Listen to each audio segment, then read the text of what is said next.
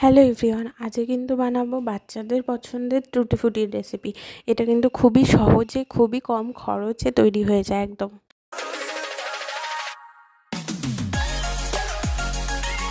যার জন্য আমাদের সবার প্রথমে লাগবে হলো তরমুজের যে সাদা অংশটা সেটা লাগবে, বাইরের যে সবুজ খোসাটা সেটাকে ছাড়িয়ে নেব, আর একদম সরু সরু করে কেটে নিয়ে ছোট ছোট করে পিস করে নেব। আর একটা কথা বলে রাখি যে পিস করতে গেলে একদম ছোট ছোট করলে হবে না, মোটামুটি একটা সাইজ করতে হবে, না হলে যখন ওটাকে আমরা শুকাবো তখন একদম ছোট হয়ে যাবে, সেটা হয়তো ধরতে অসুবিধা হবে। প্রথম দিকে আমি একাই কাটছিলাম, তারপরে আমি কাকিমাকেও লাগিয়ে দিয়েছি, কারণ একার পক্ষে এতটা তরমুজ ছোট ছোট করে কাটা মানে সেই সারাটা দিনের ব্যাপার। তো তার জন্য আমি কাকিমাকেও কাজে লাগিয়ে দিয়েছিলাম। তো আমাকে ছাড়িয়ে দিয়েছিল আর পিসগুলো আমি করে নিচ্ছিলাম। আর চেষ্টা করবো পিসগুলো যেন একদম একই সাইজ করার, না হলে একটা সেদ্ধ হবে না আর একটা একদম গলে যাবে, এরম অবস্থাই হবে। তো তার জন্য পিসগুলো চেষ্টা করবে যে একই ইকুয়ালি সাইজ করার। তো পিসগুলো কাটা হয়ে গেলে তারপরে ওর মধ্যে জল দিয়ে ভালো করে ধুয়ে নেওয়ার পরে জল দিয়ে ফোটাতে দিতে হবে। বেশ খানিকক্ষণ ধরে ফোটাতে হবে, প্রায় 15-20 মিনিট ধরে ফোটাতে হবে, যাতে ভালোভাবে সেদ্ধ হয়ে যায়। এই অংশটা অতটা নরম না, এই অংশটা খুবই শক্ত, তার জন্য বেশিক্ষণ ধরে ফোটাতে হয়। তো এখানে দেখতে পাচ্ছ যে প্রায় অনেকটাই সেদ্ধ হয়ে গেছে, অনেকটা গ্লাস গ্লাস কালারের হয়েছে, মানে একটা স্বচ্ছ কালার আসছে এটা থেকে।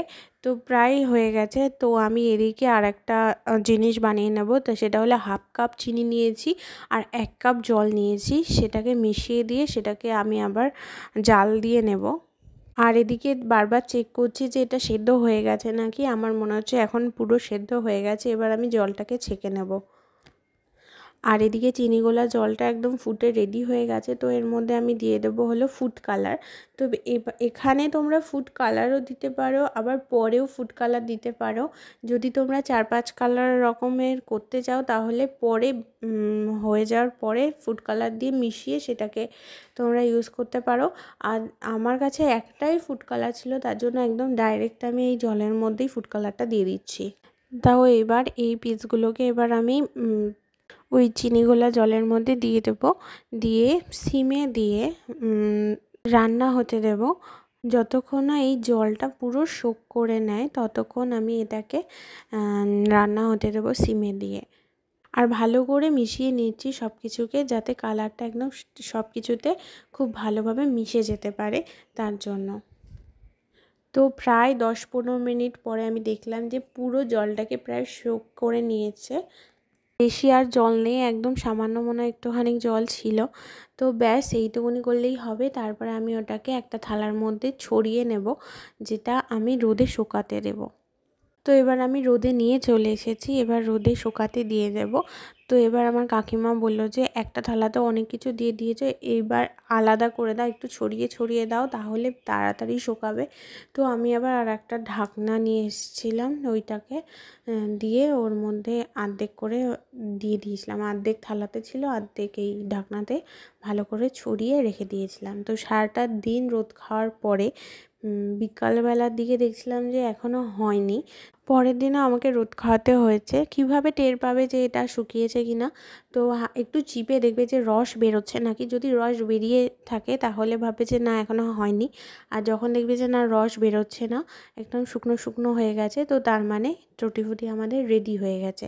তো এইবার আমি আর শুকনো হয়ে গেছে, তোমরা দেখতে পাচ্ছ এটা সেকেন্ড দিনের ফুটেজ, যে একদম শুকনো শুকনো হয়ে গেছে। এবার আমি টেবিলে নিয়ে চলে এসেছি। এবার এগুলোকে আমি একটা বক্সের মধ্যে করে ফ্রিজে রেখে দেবো। এটা প্রায় অনেক দিন থাকে, 2-3 মাস মনে হয় তোমার ফ্রিজে থাকবে, কোনো ব্যাপার হবে না, কিচ্ছু হবে না।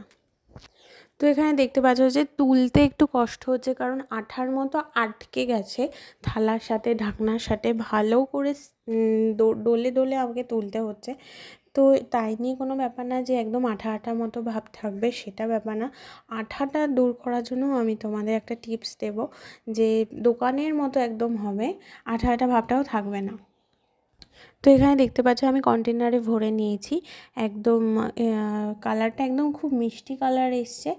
আর দেখতে পাচ্ছ একটু আঠা আঠা আছে। তো এই আঠা আঠা ভাব দূর করার জন্য আমি এর মধ্যে দেবো হলো গ্লুকন-ডি। তোমাদের কাছে যদি চিনির গুঁড়ো থাকে, মানে চিনি পেস্ট মিক্সিতে গুঁড়ো করে নিতে পারো, সেই চিনির পাউডারটা তোমরা এর মধ্যে 2 চামচ মতো দিলেই হয়ে যাবে। তো সেইটাকে দিয়ে ভালো করে মিক্স করে নিলে এই আঠা ভাবটা ছেড়ে যাবে, একদম ঝরঝরে ব্যাপারটা চলে আসবে। তো আরও একটা কথা বলে রাখি যে এখানে আমি 8খানা তরমুজ দিয়ে প্রায় হাফ কন্টেনারের মতো টুটি ফুটি তৈরি করতে পেরেছি। তো তোমাদের কেমন লাগলো আমাকে জানিও। একদম বাজারের মতো হয়েছে খেতে, তোমরা দেখেই বুঝতে পারছো, দেখতেও একদম বাজারের মতো হয়েছে।